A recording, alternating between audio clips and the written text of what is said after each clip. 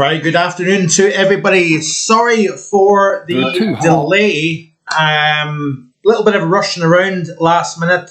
Not that long actually in the door, picking up Lindsay from work. Also did a little hill walk as well. The hill Farish just behind the house here. So a little bit of a last minute rushing around. I do apologise for that.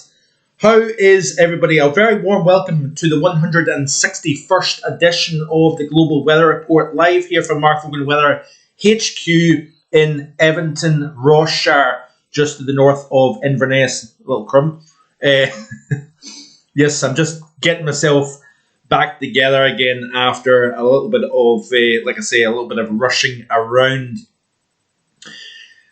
So, let me just get onto the live chat and see what everybody is saying. So good afternoon to Paul James, who was the first on the chat this afternoon, as is quite often the case. Good afternoon to yourself, Paul. Hope you're enjoying your day off. I'm assuming you're off today. Is there any F1 this afternoon, I wonder? And just before it's mentioned, if you don't mind, I know the football score is 1 each. I think it's in the extra time now. If you don't mind, please don't tell me the scoreline of the Rangers against Celtic game at Hampden Park this afternoon. It would be appreciated because I know that it's 1 each, but I don't know anything more than that. So yeah, please don't mention football on the live chat unless it's out with the old firm. That is good afternoon to Chris A. Hope you're well, my friend. Who else have we got here? We've got David Vogan. Good afternoon to Dad down in Kirkintilloch. Not in yet, says David. And in now, says David. And have we got anybody else in the chat this afternoon? So, as always is the case, be sure to hit that like button. It would be greatly appreciated. It helps me out. It shows your support as well. Good afternoon to Paul Farwell as well. Hello to yourself and Simon Davies. Good afternoon to yourself. No F1 this week. I have a few days off, so I'm happy. Well, you certainly enjoy those days off, my friend. You work very hard, so it is well earned. Good afternoon to William McKendry over in Allness, neighbouring Allness. Good afternoon to yourself, William. So, yeah, let me just take a little sip of the old coffee.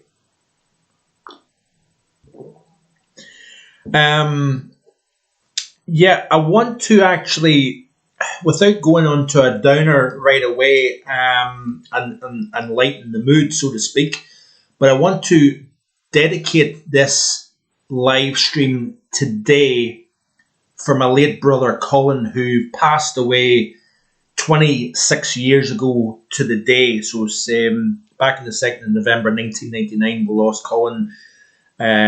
So yeah, I just wanted to mention that and also dedicate this live stream to Colin today. He's not been around for quite some time. We still miss him very dearly. I was 16 years of age when Colin passed away. He had a heart condition from birth, so he was never going to live a lengthy life, but he was 22 years of age when he passed away. And yep, he's gone but never forgotten, and I know my dad will appreciate that sentiment as well. So this is Colin and I standing in Largo Baptist Church. I believe it was back in April of 1999, according to my dad. So yeah, it was the year he passed away. He wasn't doing great that year, and yes, he will always be forever in our thoughts.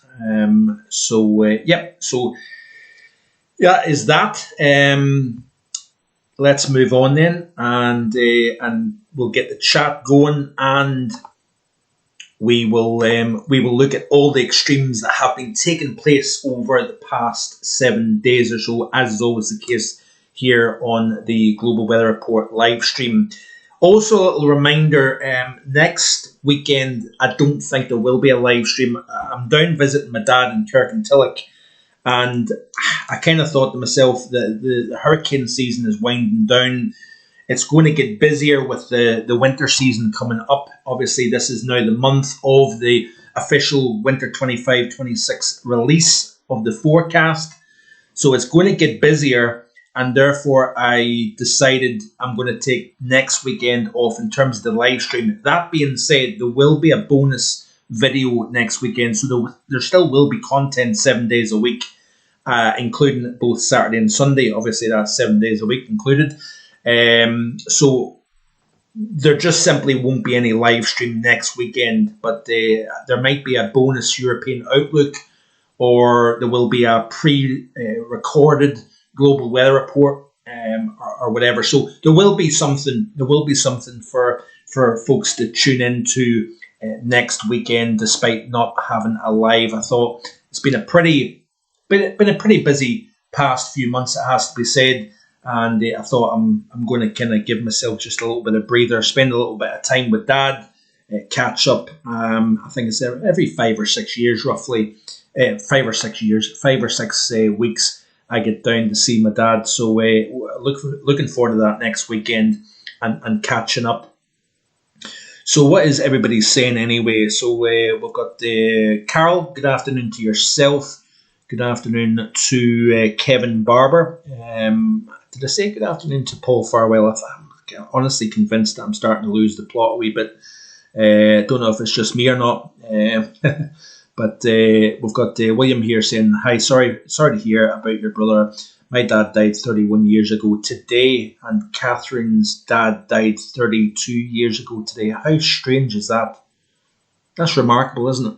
It's amazing how these things come about, little coincidences that pop up. But wow, that is amazing. I'm thinking about both yourself, William, and your good lady Catherine today as well. Not a very easy date for quite a few people. I know with death, where nobody's on their own with that. Everybody has their loss and whatnot. Obviously, my mum passed away earlier this year as well. So yeah, it just gets the mind thinking and whatnot. I don't want to get too deep. This isn't about death and sadness.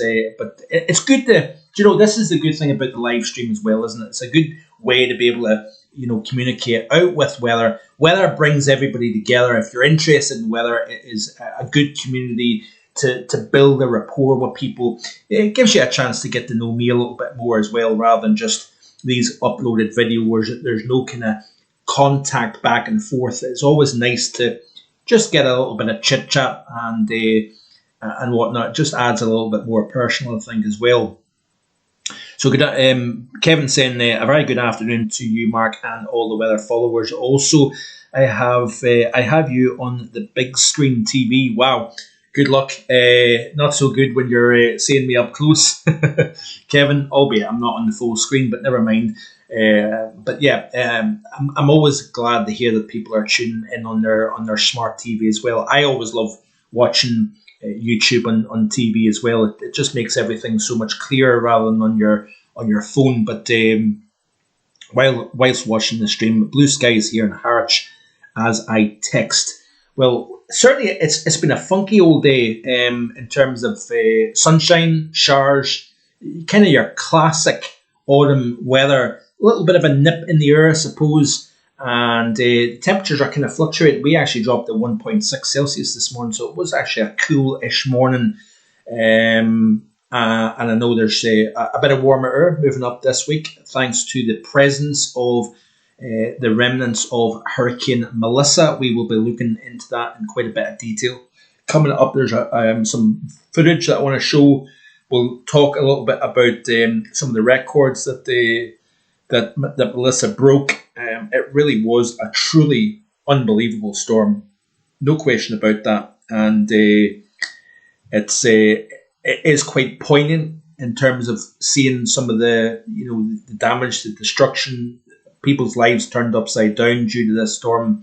And as much as we marvel at the power of nature, it also can take life as well. So it certainly isn't easy to see people's homes torn to shreds, but it's good to also see what's going on around the world as well, because I think in this day and age we don't live in the bubble that we used to, simply for the fact that you can get stories from all over the world. 24/7 through your phone and whatever. But yeah, so Paul James saying, I had a brother who died at birth 53 years ago. Always on my mind. Yeah, Paul, you never forget, my friend. And yeah, we're all in it together. You know, it's good to talk about things. It's good to talk about things that aren't so easy either. I think it helps. But yeah, everybody, like I say, has had their fair share of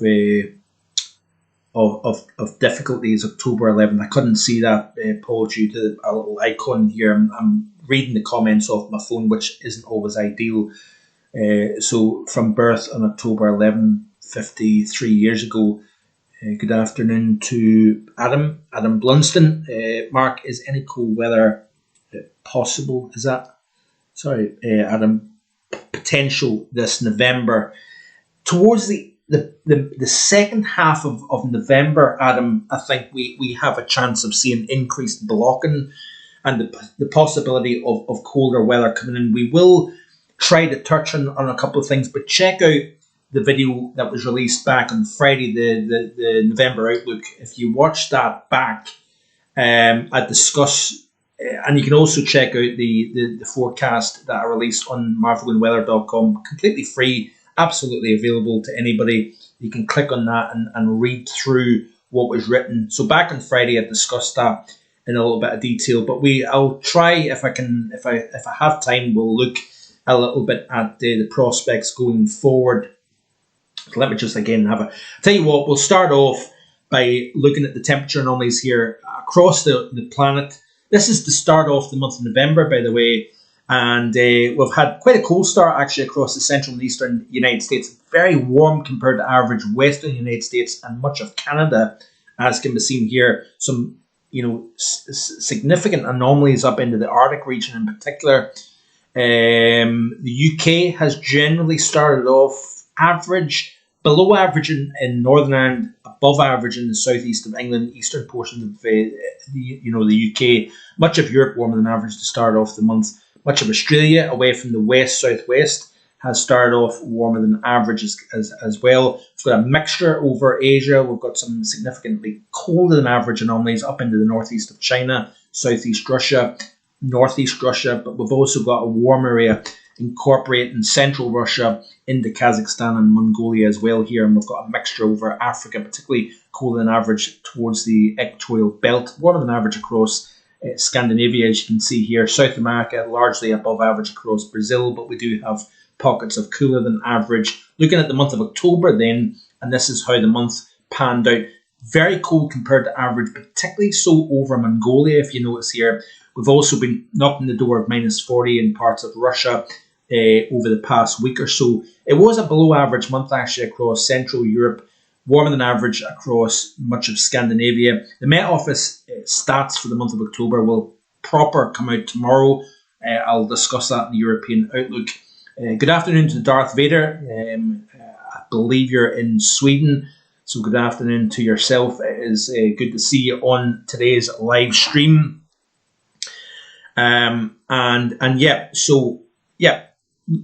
Most of North America, away from the east and west coast of the US, has been warmer than average. Alaska warmer than average as well.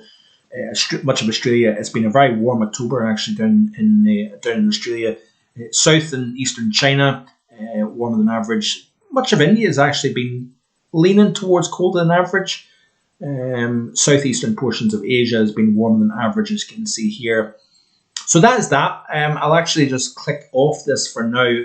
I want to start off today's stream in terms of the content anyway by looking at a video that was uploaded by Fox Weather about it. This is a report here from Robert Ray, a correspondent that was on the ground in Jamaica when Melissa made landfall. He's been there ever since, reporting on the story that has unfolded.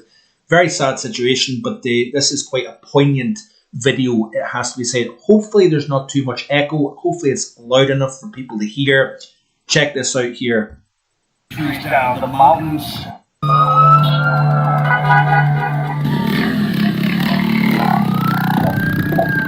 We are on our Let way me know if you can to hear. a convoy following emergency vehicles into Black River, the hardest hit community in all of southwestern Jamaica after Hurricane Melissa ravaged the region Category 5 with 185 mile an hour winds. And we are trying to traverse through the entire area. It takes time because there are some areas where power poles are down. You have to circumnavigate around them, pull the lines up. Obviously, there is no power. Richard, good afternoon to yourself, my friend. If you don't mind, I've just paused the video, obviously. Don't mention the Rangers and Celtic score. I know it's one each. I know it's in the extra time. But if you don't mind, my friend, don't mention anything about the football. You can talk about anything else apart from Rangers and Celtic because I don't want to know the score so that I can watch the highlights back if you don't mind. I'll resume the video, but good to see you, my friend. We're now electrified. There is no cell phone service here right now. And ground aid is having a hard time making their way into the region, as we are. When we get to Black River, we anticipate a very catastrophic scene. And we're going to bring those images and the sound from Jamaicans and others and aid groups trying to help and emergency officials. We are on the move. Come along for the ride.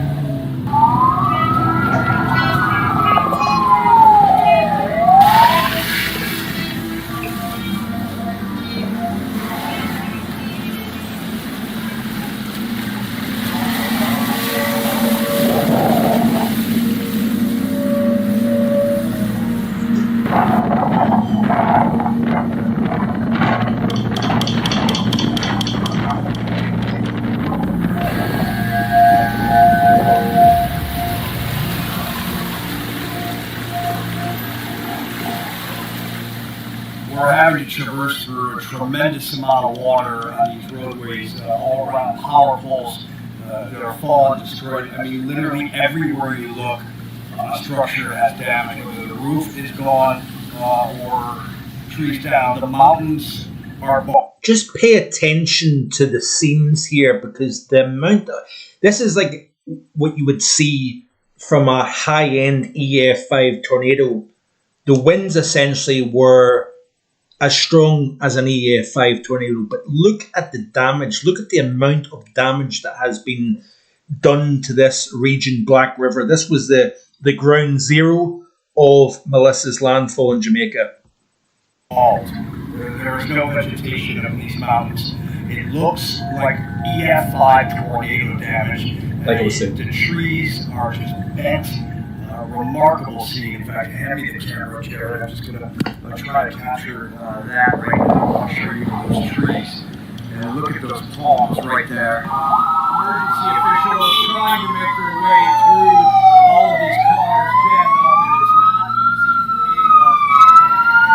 They are also carrying supplies. You can see in the back the water, doing their best to try and get provisions and whatever they can into this area. So many people trying to get into the area, and you look up the hill. We're stopped right now, and you can see the destruction in the distance, fires, and again, just look at that. Where do you even start with that? Unbelievable stuff. In the mountainsides with a haircut, there is no vegetation left because of the incredible wind speeds that came through here.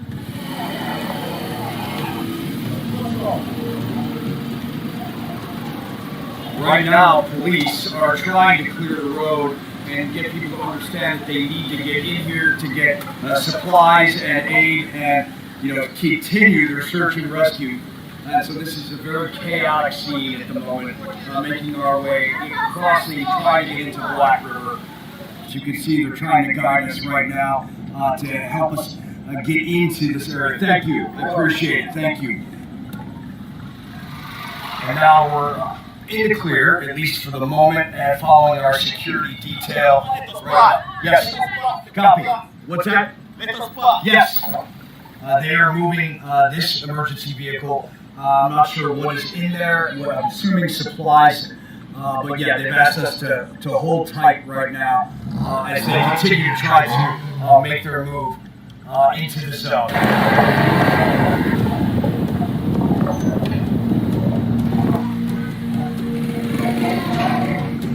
following those police officers and that emergency convoy intensely through this packed, very narrow road where debris has, much of it has been taken off, but it is a dusty mess. It is full of down power lines and trees on both sides. I'm going to keep like this is an 8-minute video, but I think it's appropriate to show you the whole video. It's very, very important, I think, to really understand the magnitude of this event. Garth mentioned the fact that there's a possibility that this could be upgraded when they do an in-depth post-storm analysis. More on that, by the way, coming up. So stay tuned for more on the intensity aspect. And there is an incredible amount of aid in the back of these police pickups. This is a very harrowing situation right now as we're making our way as fast as we can into Black River. You can see now they're speeding up in their vehicle. Our security details right in front of us. I have to jam on the accelerator as soon as they go.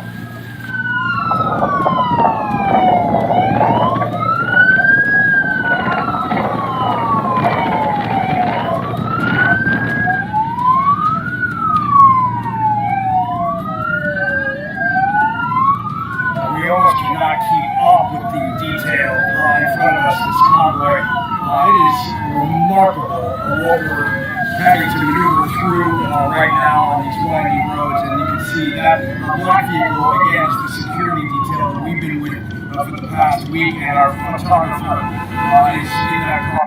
That, by the way, is unbelievable tree damage, isn't it? Our feet, they're right on top of the police convoy and the emergency vehicles, but it's very tough to keep up with because you get stuck in these groups of vehicles, and then you have to try to make your way through. So we're going as fast as we can, following them in. Again, every second, every minute counts with aid at this point for the Jamaicans in Black River, and that's why they're moving. And you can imagine the large vehicles with a difficult time they're having getting through all this. And by the way, I just looked over to my right. That appears to be a makeshift aid camp. Wow. Look at that, everybody.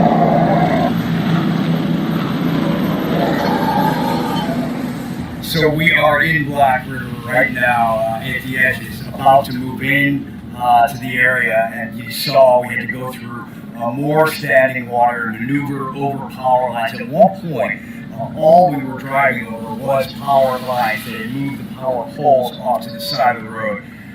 But we're going to continue to maneuver through here and follow this convoy of emergency vehicles.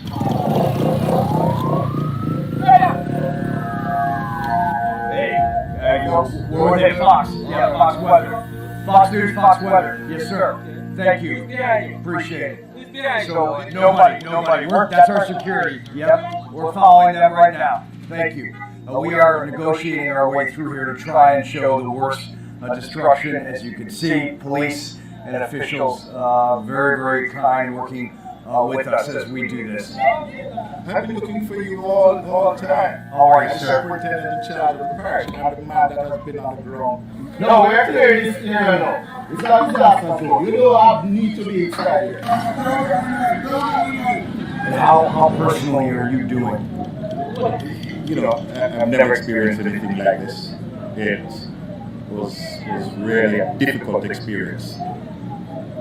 Myself, Mayor, and our team, we were here right throughout, and to witness the passage of Category 5. You would seriously think there was a bomb. Look at that view right there. You would actually think there was an explosion.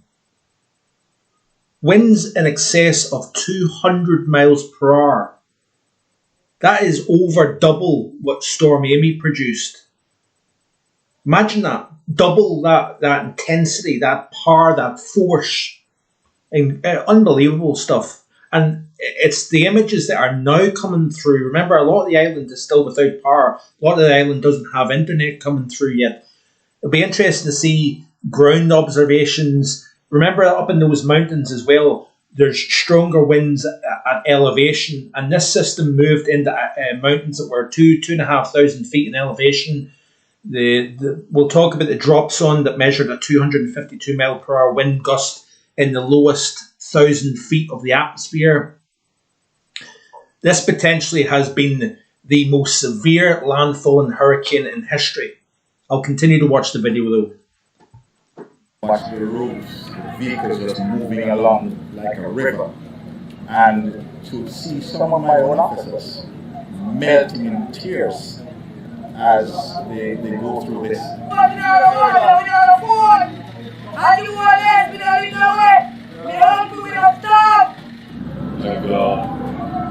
It's horrible.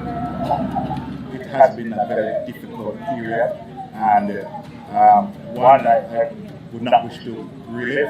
I hope that Jamaica never experienced another Category 5.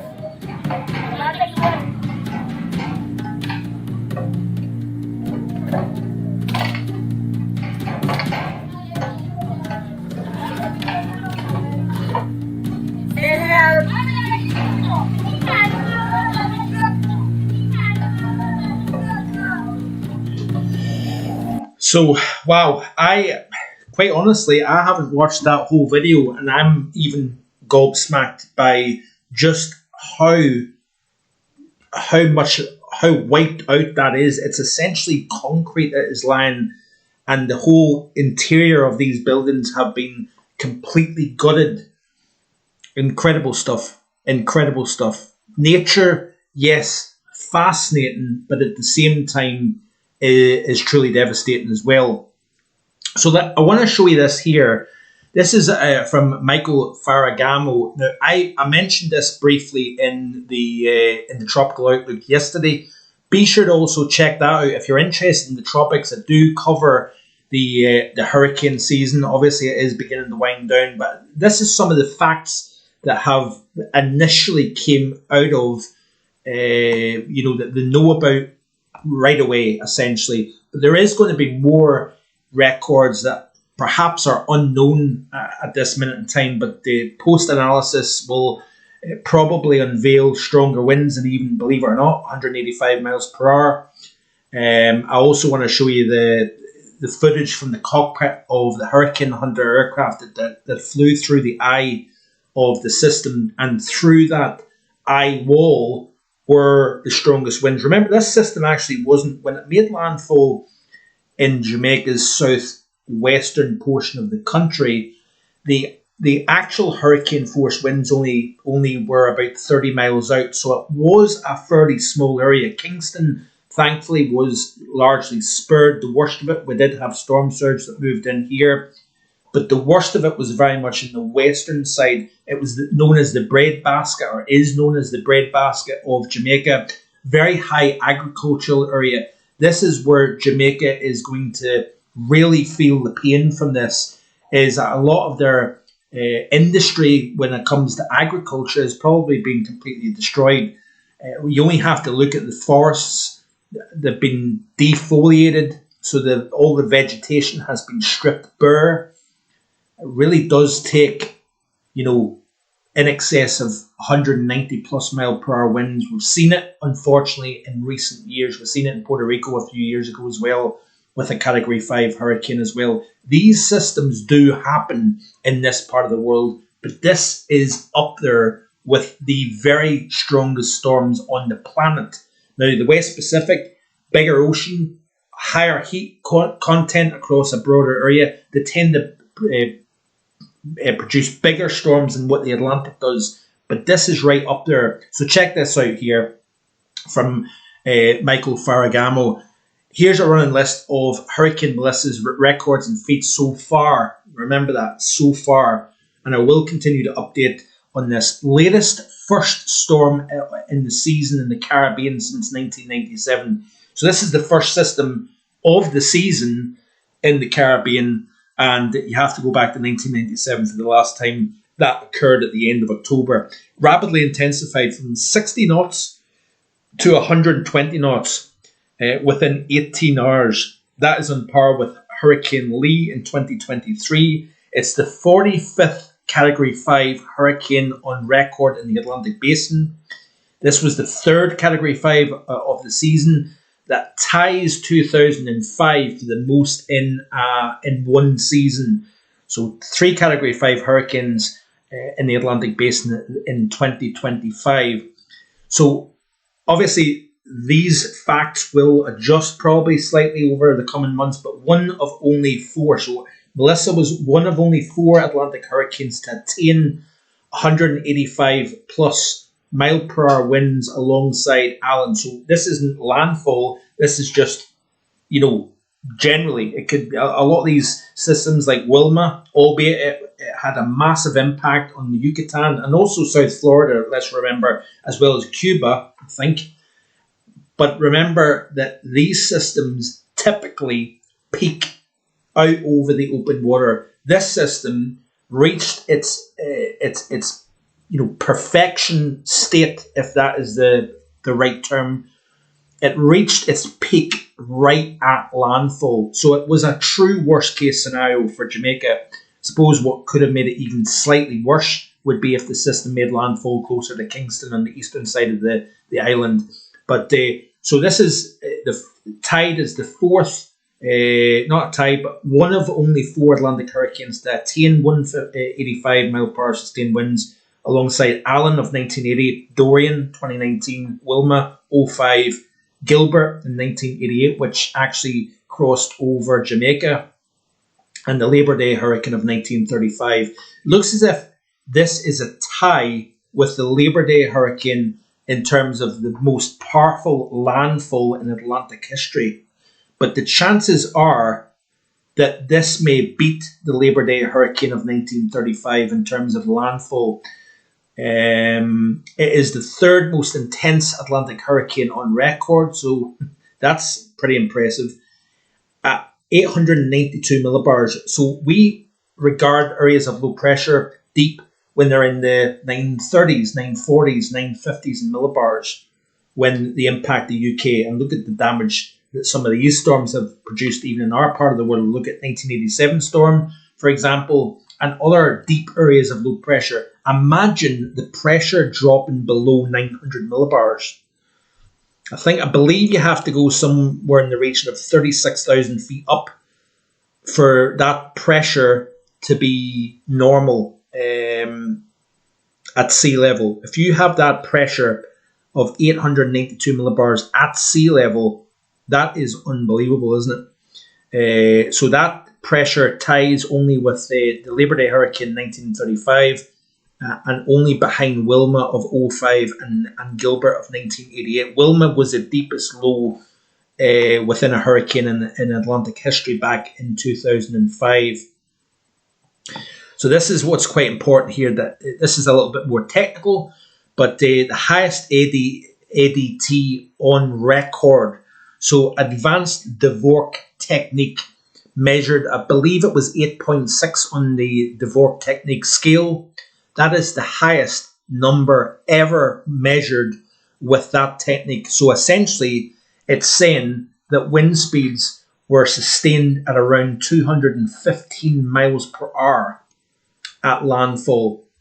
It had the driest ever eye recorded worldwide in a tropical cyclone. So obviously you've got that tremendous descent, hence the low pressure, hence the pressure dropping so deep. You have to have tremendous subsidence. Sinking air descends down through the eye, hence why it's clear. And then, of course, within the eye wall, just a mile or two out from that, you've got tremendous upward motion. So just incredible, mechanics coming together to produce such an incredible storm, a devastating storm for sure. It was the strongest and most intense hurricane to ever make landfall in Jamaica. And let me just see here what else. Strongest hurricane to directly make landfall in Santiago de Cuba. That's Cuba's second most populated city behind Havana. It's the strongest hurricane, 125 miles per hour. So we had a Cat 3, 125 sustained, moved into Santiago de Cuba province in eastern Cuba. So that was the strongest direct landfall in this part of eastern Cuba on record as well. I think it was the strongest since 2017, I believe, for the whole country. And this is an incredible visible satellite image of that system as well. This was the track. It was also the slowest moving tropical cyclone on record, I believe, as well, according to AccuWeather.com. So, yeah, and it was also up there with one of the longest lived. Now, a lot of these high-end Cat 4s, Cat 5s tend to undergo what is known as an eyewall replacement cycle. But this system didn't, and it spent 35 hours, I believe, as a Category 5 hurricane, an unusual level of symmetry, perfection, and for the atmosphere to sustain such an incredible power within a circulation itself. It was known as an annular hurricane, where you've got, instead of it being like narrow banding features around the circulation, it was like one solid mass of convection. These systems tend to be more self-sustaining, and just the incredible imagery, the how circular it became, both the eye, both the overall structure, the level of cold cloud tops down to minus 82 Celsius, climbing to 52,000 feet above the surface. It really was an incredible sight to behold. And, Brian Norcross, meteorologist and a hurricane expert that works for Fox Weather, we're going to look at this video just now, but he's got decades of experience. He became very famous during Hurricane Andrew that slammed South Florida back in 1992. Incidentally, Andrew, this was the first Caribbean storm of the season, and look at what it did. Andrew, incidentally, in 1992, that struck Florida, was the season's first of the season, and that was back. That was in October of 1992 as well. You don't have to have 30 named storms to produce a devastating hit. We've had 13 named storms. Technically, average is 14. So this is technically, in terms of named storms, below average. But yet, look at what we've seen: 3 Category 5 hurricanes, a tie of the record in the Atlantic Basin. We've also seen 4 out of 5 become major hurricanes. So when hurricanes have developed this year, they've become very powerful and very quickly as well. Check this video out here. It's not overly long, but this is quite an important video to play in terms of the possibility of this thing becoming even, when they do this post-analysis, that this is actually a bigger and stronger hurricane than what is initially been said. A week when Melissa peaked before it made landfall in Jamaica. How strong exactly was it? And at the time that was all happening at the National Hurricane Center, you can bet there was a lot of discussion about how strong the storm actually was. In fact, Dr. Jack Bevan actually put out this message within the discussion. It should be noted that Melissa's landfall intensity is among the strongest ever recorded in the Atlantic Basin, and it will take extensive post-analysis to determine exactly where it ranks. So in other words, you're going to go look at it, as we've been discussing this week, after the fact, and see what it shows. And one of the reasons that the system is being evaluated is because the data was a little conflicting at the time. It actually showed a stronger storm than the unbelievable 185. The computer estimate here, you can see, was up at 215 miles per hour. So the computer estimate, i.e. the Dvorak intensity technique, this is what he's referring to here about that 215 max sustained winds here. Hour at the peak. And then what exactly does that mean, and what is the computer estimate? Well, it's called the Advanced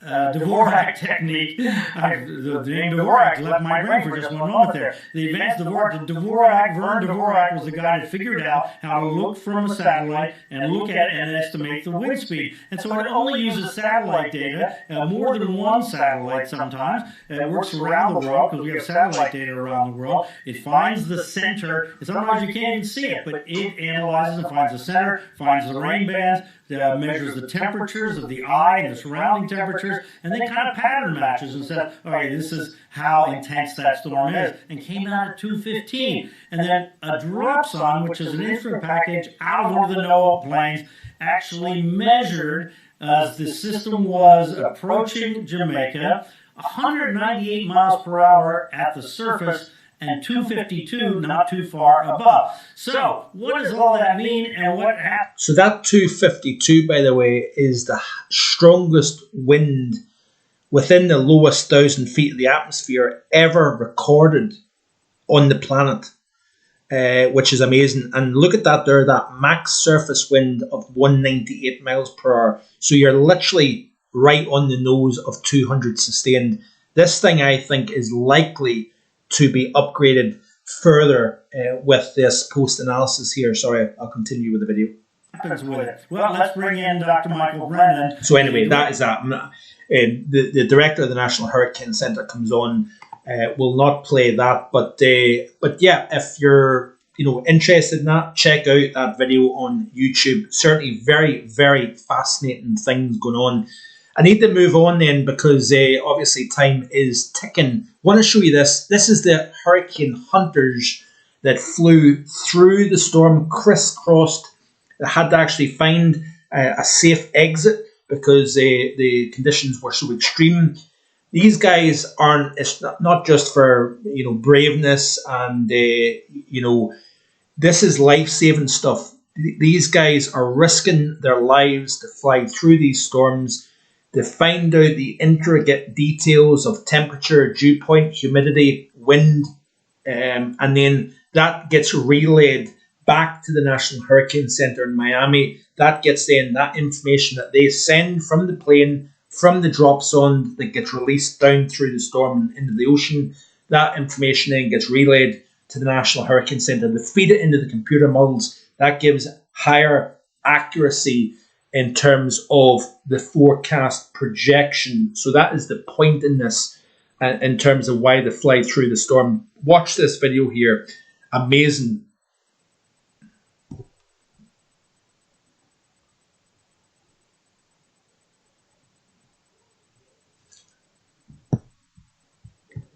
Try and see if I can get sound on it, but I've muted it. It doesn't matter. Just watch this carefully and watch how much it bounces here in a second.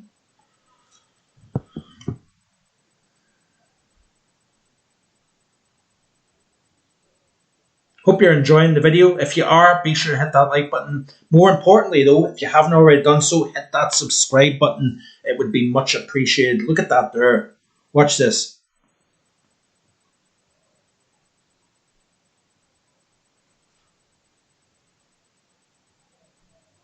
Certainly puts things in perspective when you go flying, eh?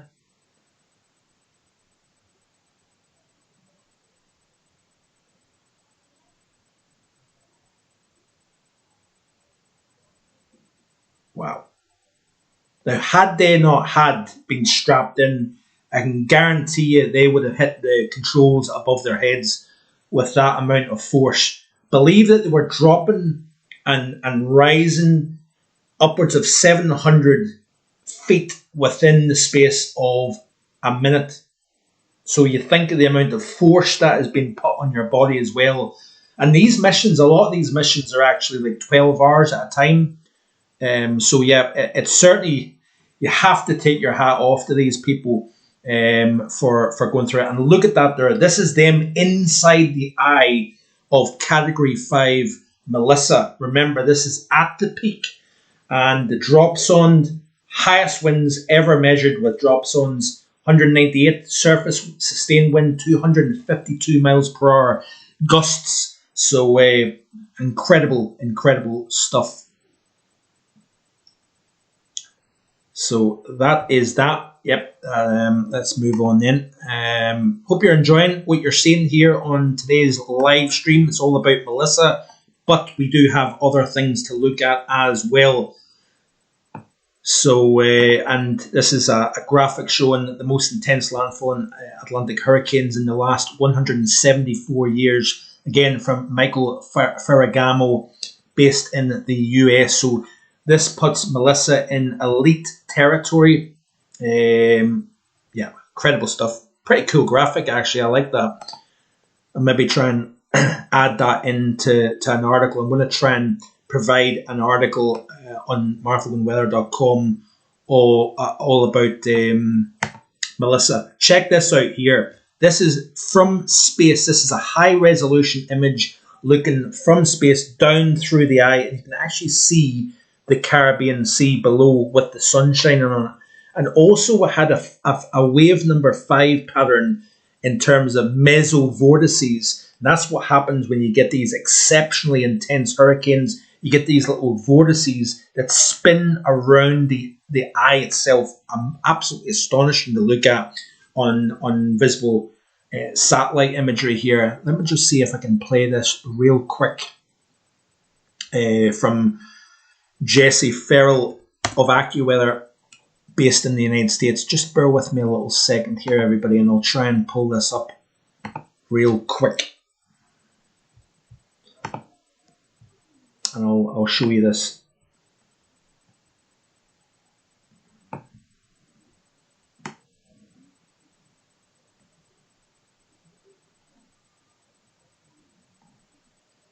There we go. Check this out.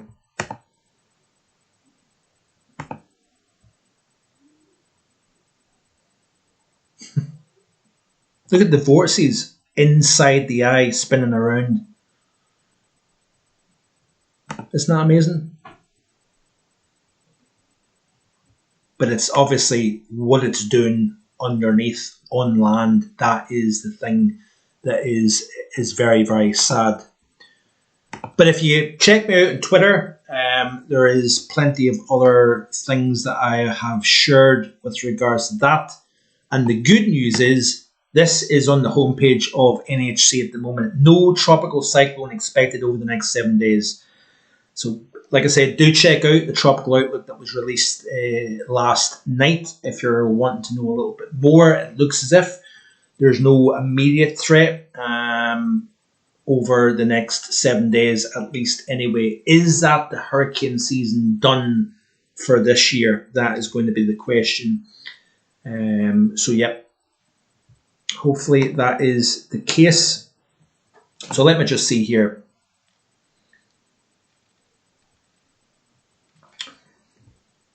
Moving on then.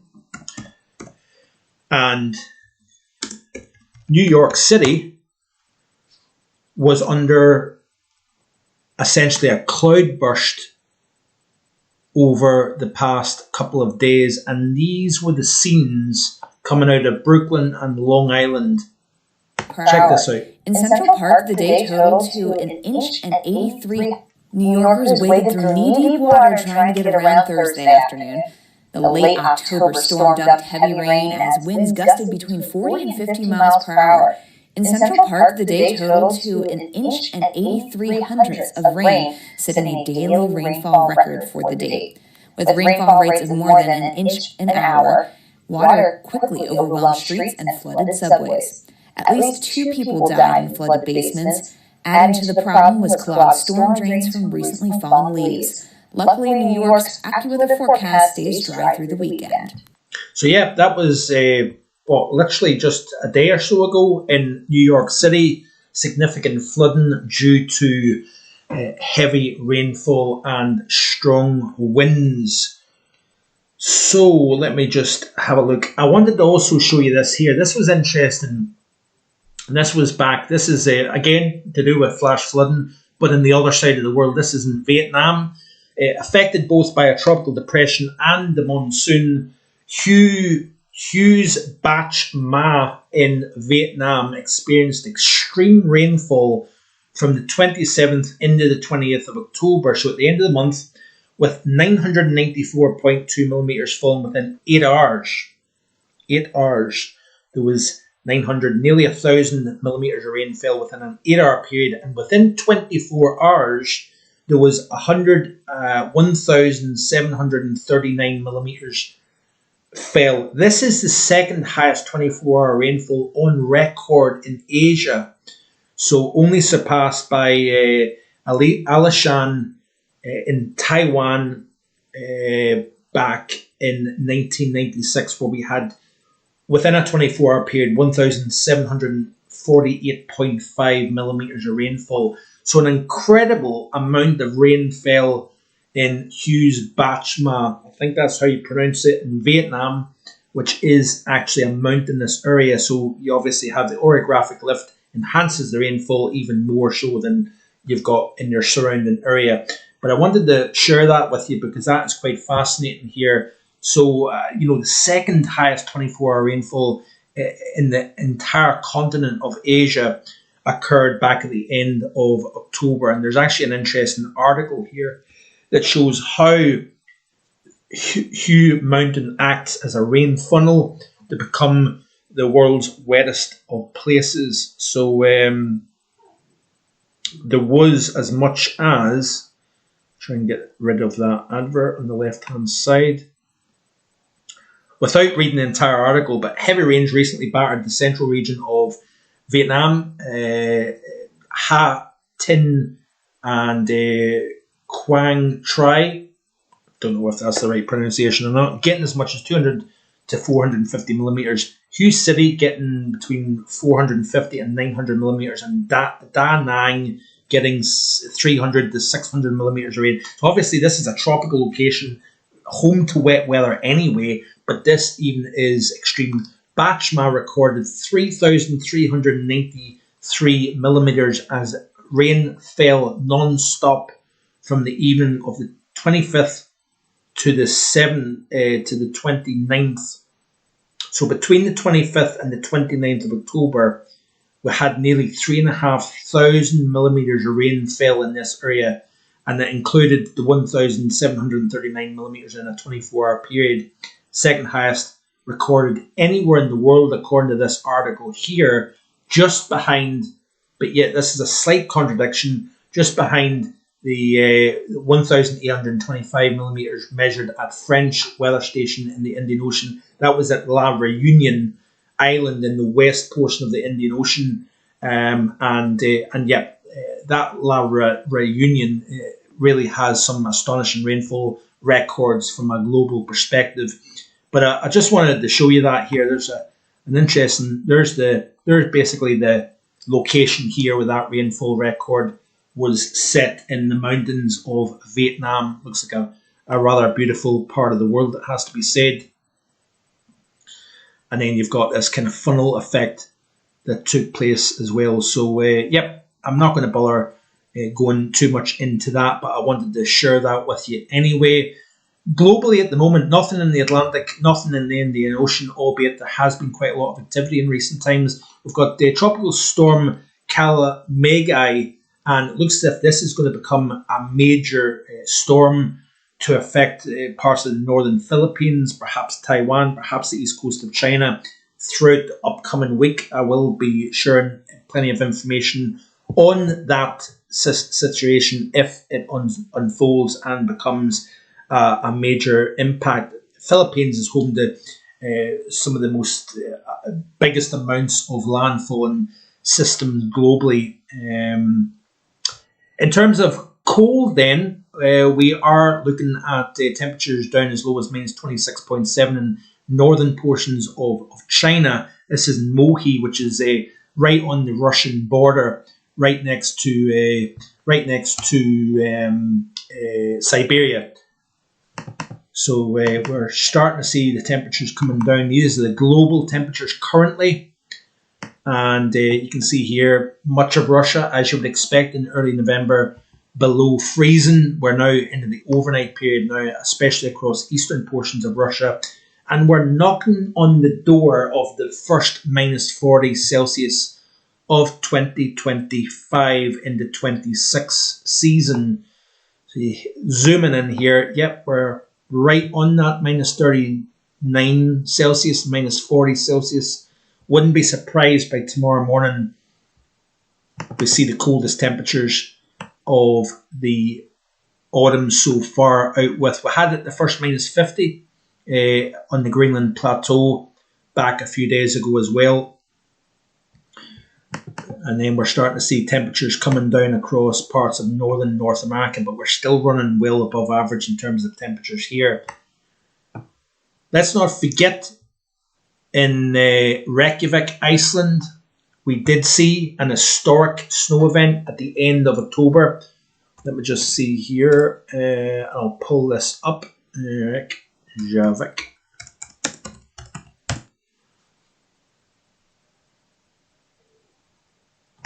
"40 centimetres of snow fell, which breaks the October record that has stood for over 104 years. So amazing stuff. Check this out here. Look at this. I'm going to take the music off because of I'm kind of slightly conscious of copyright stuff. Beautiful. That puts you in the mood for winter, doesn't it? Also makes you kind of feel cold as well at the same time. And that's the big famous church right in the heart of Reykjavik, Iceland. Seen temperatures down to minus 20 Celsius as well, which wasn't too far off records for cold in October also. But yeah, amazing stuff. Like I say, 40 centimetres of snow fell, broke a 104-year record in Iceland. Let me just see here if there's anything else. Shall we finish off by having a quick look at the week ahead? Let's have a quick check.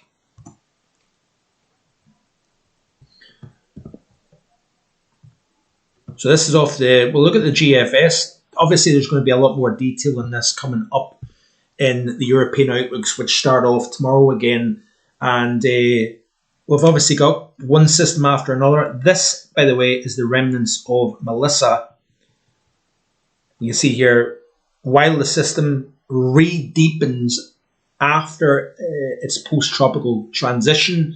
Now, a normal area of low pressure, just like the ones that we see, on a it feels like a daily basis here in the UK.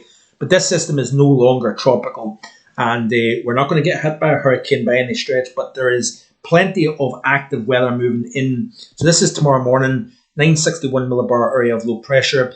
You can see here it's beginning to weaken as it moves up towards southeastern Iceland, but it's all this west to southwesterly flow with a lot of embedded unsettled weather moving in off the Atlantic, and that is going to be the story throughout the course of this week. We've got one system after another. Yeah, we've got breaks in between, possibly clear skies, lighter winds, some frost, especially away from urban areas. Then the next area of low pressure moves in off the Atlantic, and basically we've got this low pressure train moving in to affect our shores. Now, you notice here, this is obviously just one GFS operation run, but you notice here that we've got an area of high pressure building over Iceland here.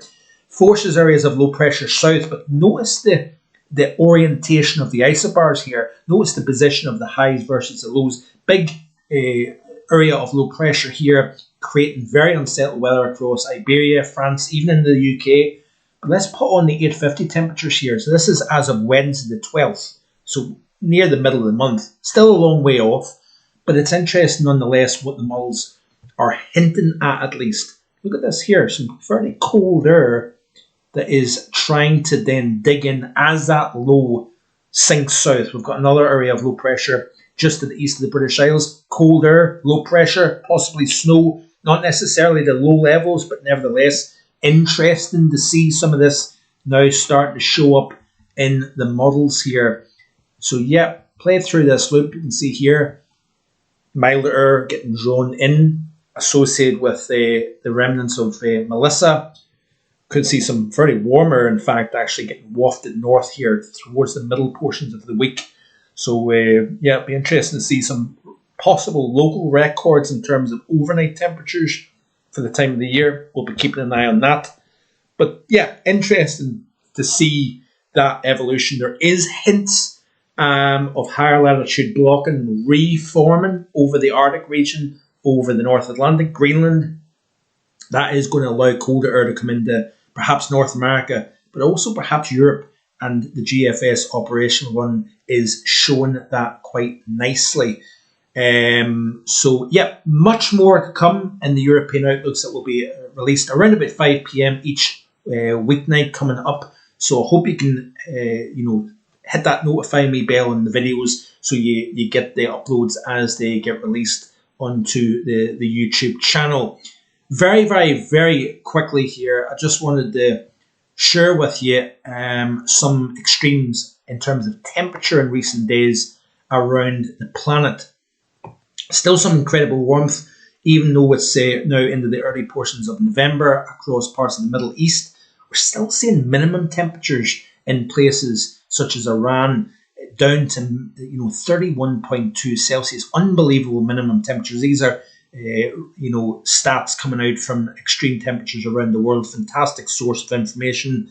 I've got the records falling. The hottest November night in the northern hemisphere was achieved. That 31.2 is the hottest northern hemisphere night on record for the entire hemisphere. That is a pretty incredible. Records in Oman, 29.3, 28.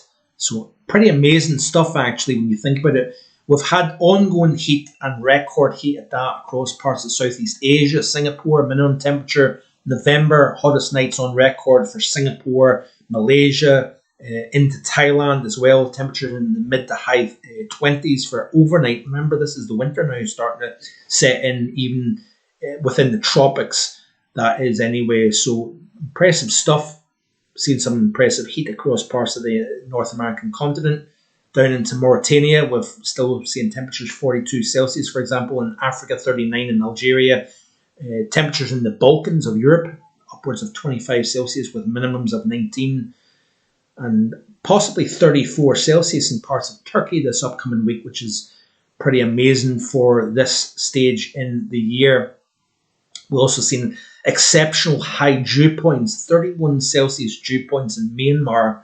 And that is, I believe, a world record in terms of dew point, moisture in the atmosphere for the month of November globally. And we've been seeing some ongoing heat across parts of Bangladesh, even India. We're seeing daytime temperatures in the mid-30s, overnight temperatures barely struggling to get below the 30 Celsius mark. So quite an interesting. I always quite enjoy his information that he shares. Gives you a pretty good perspective as to what's going on globally. So I think that is me pretty much blabbered on for the guts of an hour. So I'm going to round that up. I hope you've enjoyed today's Global Weather Report live stream for this weekend. Do check out the Tropical Outlook that was released last night. Quite a lot in that. And then, of course, tomorrow night and right through the upcoming week, I'm going to be talking about all things UK, Ireland, as well as Europe, looking at the big picture as to why we may see this evolution, this change from mild and wet to start November to something perhaps more blocky, drier, but also colder during the second half of the month here. So lots more to come. Thanks to good afternoon to severe weather. Hello, Mark. A little bit late today, not a problem. Do watch the live back if you're interested. There's been a lot of discussion with regards to Melissa, other things that have been taking place around the world. A massive thank you, as always, to Lindsay and to Paul James for moderating. Thank you to Richard Trott for tuning in, to Carol, to Chris A, to Kevin. And I do apologise if I miss anybody here. I always like to go back through the chat and just give you a shout out, give you a mention, and just simply show my appreciation for you taking the time out of your weekend schedule to tune in. Like I said, there's no live stream next weekend. I'm going to take a little break from that when I'm spending a little bit of time down with Dad and Kirk and Tillich. So yeah, enjoy the rest of what's left of your weekend. Stay safe. Join me tomorrow for the European Outlook. There's some interesting rumblings in the model. We also are going to look at some of the longer range models with regards to the upcoming winter season as well. So stay tuned for that as well. And thank you to Adam for tuning in. Also, take care, and I'll see you next time with more. Bye bye.